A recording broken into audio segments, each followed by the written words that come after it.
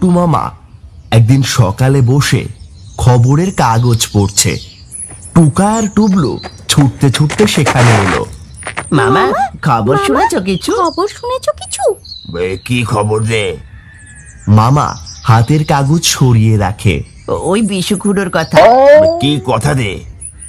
এই এত বড় একটা মাছ এনেছে না, না দেখলে বিশ্বাসই করবে না গো। আরে টুকাই, আমাকে বলতে দে না। কি যে বলছিস কিছুই বুঝছি না। বিশুখুড়ো গেছিল মাছ ধরতে, জানোই তো খুড়োর নেশার কথা, কিন্তু কোনো বাড়ি তেমন মাছ ধরে আনতে পারে না। সেই বিশুখুড়োই এই এত বড় একটা মাছ ধরে এনেছে। তাই নাকি? হ্যাঁ গো মামা, সবাই তো সেই ব্যাপারেই কথা বলা বলি করছে।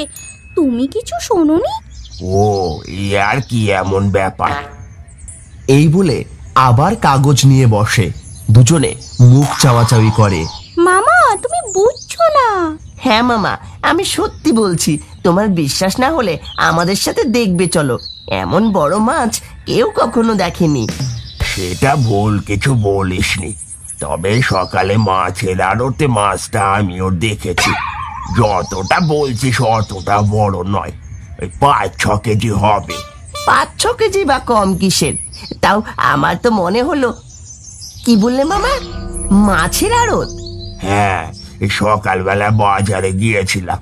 মাছের আড়তে প্রচুর দাম হাঁকছিল মাছটার। তোদের বেশুকুড়োকে দেখলাম দরদাম না করেই মাছটা গোটা অবস্থাতেই কিনে নিল। আমার সাথে চোখাচোখি হওয়াতে তাড়াতাড়ি সেখান থেকে চলে গেল। তার মানে পুরোটাই ধাপ্পা? তার মানে মাছটা খুড়ো নিজে ধরেনি, আড়ত থেকে কিনে এনেছে? চল সবাইকে বলি। কি সাংঘাতিক! চল চল। দুজনে তাড়াতাড়ি দরজার দিকে পা বাড়ায়। মামা কাগজ রেখে ডাকে।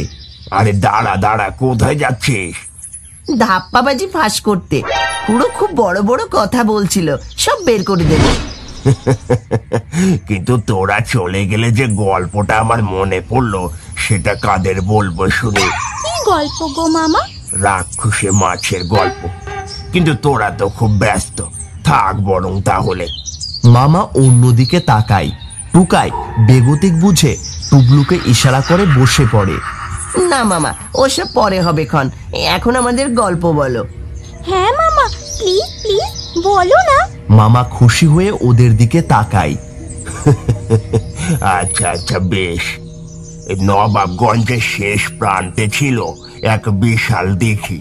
সেই দিঘি কবে কে কেটেছিল তা কারোরই জানা নেই। তবে নবাবগঞ্জের মানুষ এই দিঘিকে নিয়ে ভারী গর্ব করত। এত বড় দিঘিতে অনেক রকম মাছের ছড়াছড়ি ছিল। রুই, কাতলা, চিতল, বোয়াল, কি নাই সেখানে। আর এক একটা মাছের আকার আর ওজন ছিল দেখবার মতো। দিঘির মধ্যে এক ধারে ছিল পদ্মবন। দিঘির জলে সূর্যের আলো পড়ে মুক্তের মতো চিকচিক করত। আর সেই পদ্মবনের জন্য সেই দিঘির নাম ছিল পদ্মদিঘি। সকালবেলায় রূপ এত মনোমুগ্ধকর হলেও রাত্রেই দিঘির আশেপাশে ঘোরাফেরা করতো আলেয়ারা। রাতে কেউ ওদিকে গেলে তাকে আর প্রাণ নিয়ে ফিরতে হতো না। আর ছিল কিছু পেতনি আর ভূতের দল। মাছের লোভে তারা দিঘির পাড়ে এসে জুটত। ছোটখাটো যা পেত তাই খেয়ে পেট ভরিয়ে চলে যেত। তাদের মধ্যে মেচোবর ছিল সব চাইতে পেটু। দিঘির বড় বড় মাছ দেখে তার ভারী লোভ হতো। এই ছোট ছোট মাছ খেয়ে আর আসবে না রে ভাই। কবে যে ওই বড় বড় মাছগুলোর ডাঙাল পাবো। আহা, কত বড় বড় রুই, কাতলা, বোয়াল ইচ্ছে করে ধরে ধরে খাই খাই খাই খাই, কিন্তু কোনো উপায় নাই। মাছগুলো থাকে বড় গভীরে, ঠিক সুযোগ বুঝে পালিয়ে যায়। আরে আমার আর খাওয়া হয় না। আজ বরং যাই, ভোর হয়ে এলো, আবার রাতে আসবো। এই বলে সে মনের দুঃখে চলে যায়। দিনের বেলা পদ্মদিঘির সুন্দর রূপ ফুটে ওঠে। পাখিরা খেলা করে। পটল তার হাঁসের পাল নিয়ে রোজ দিঘিতে চড়াতে আসে।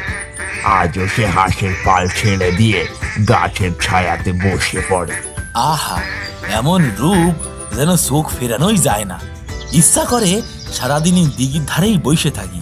হাঁস চড়ানো হয়ে গেলে সে সেখান থেকে চলে গেল। প্রথমে সে ডাকলো, চল রে তোরা, আয় আয় আয়। কই গেলি রে আমার সোনামণিরা?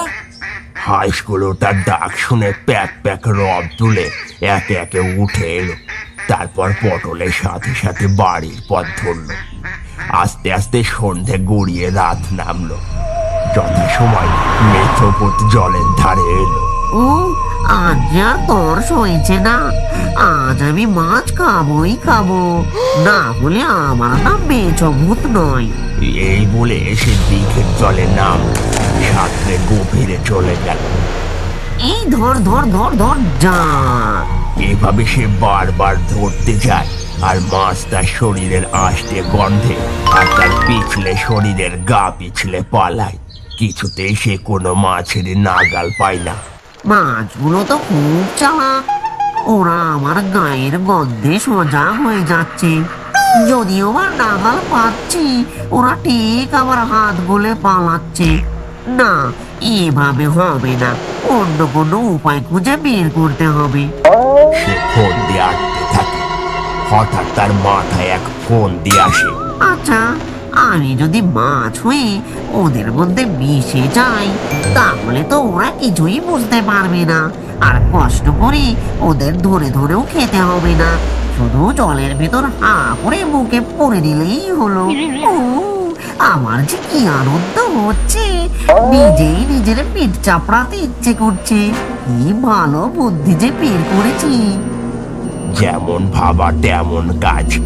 ভাবার সাথে সাথে সে নিজের শরীরটাকে গুটিয়ে নিয়ে তার বোধবিদ্যার সাহায্যে দেখতে দেখতে একটা মাছ হয়ে গেল।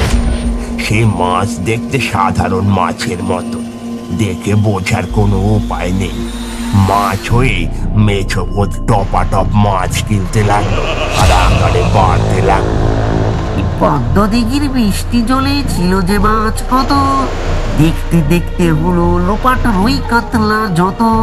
তাই তো বলি এমন দিঘি আর কি কোথাও আছে, পাক পাখালি ওড়ে না আর শূন্যে পড়ে থাকে। মেছভূতের কারসাজিতে রইল না আর কেউ, মাছের ছোঁয়ায় উঠলো না যে পদ্ম দিঘির ঢেউ। আহা, আমার মনটা যে নেচে নেচে উঠেছে।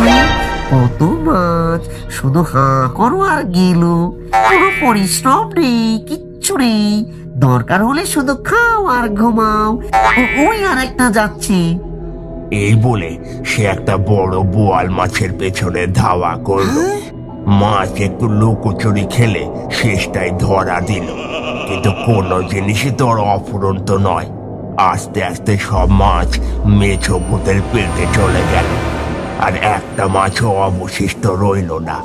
পাক পাখালি জন্তু জানোয়াররা মেছভূতের উপস্থিতি বুঝে পদ্ম দিঘিকে এড়িয়ে চলতে লাগলো। পদ্ম দিঘিকে ঘিরে নেমে এলো এক ভয়ানক নিস্তব্ধতা।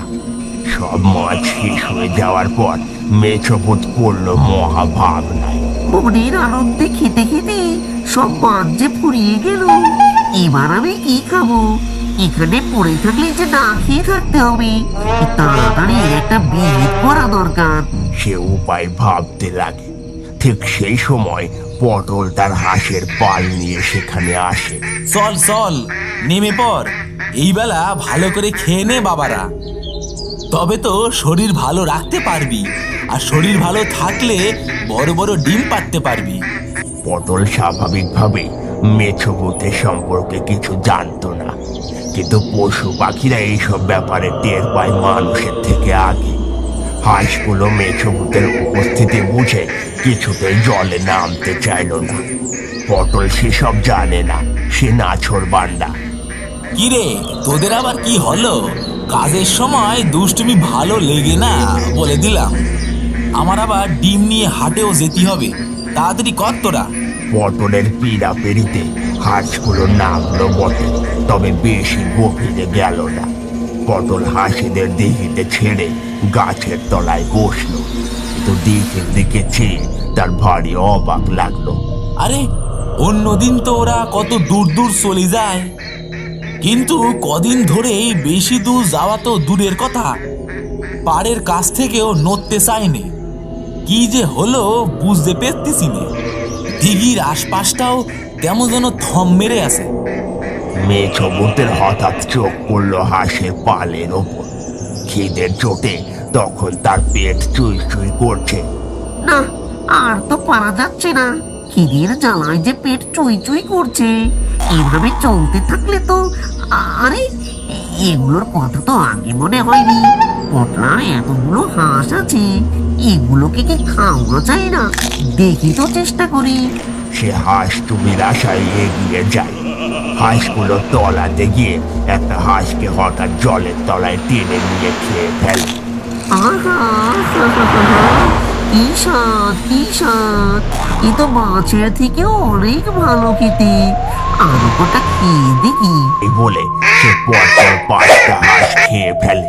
আহ, শান্তি। এবার যাই, একটু ঘুমিয়ে নি। বেশি লোভ করলে পটলার সন্দেহ হবে। পটল কিছুই জানতে পারলো না। যথাসময় সে হাঁসেদের নিয়ে বাড়ি চলে গেল। বাড়ি ফিরে পটল হাঁসেদের গুনে গুনে ঘরে ঢোকাতে লাগলো। তার 25টা হাঁস ছিল। গুনতে গিয়ে দেখলো 20টা বাড়ি ফিরেছে। এ কি, বাকি 5টা কোথায় গেল?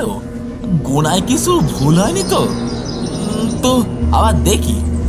সে আবার গোনে। না, এ তো দেখতেছি 20টাই। তবে কি বাকি 5টা দিক ভুল করলো? যাই, একটু খুঁজে আসি।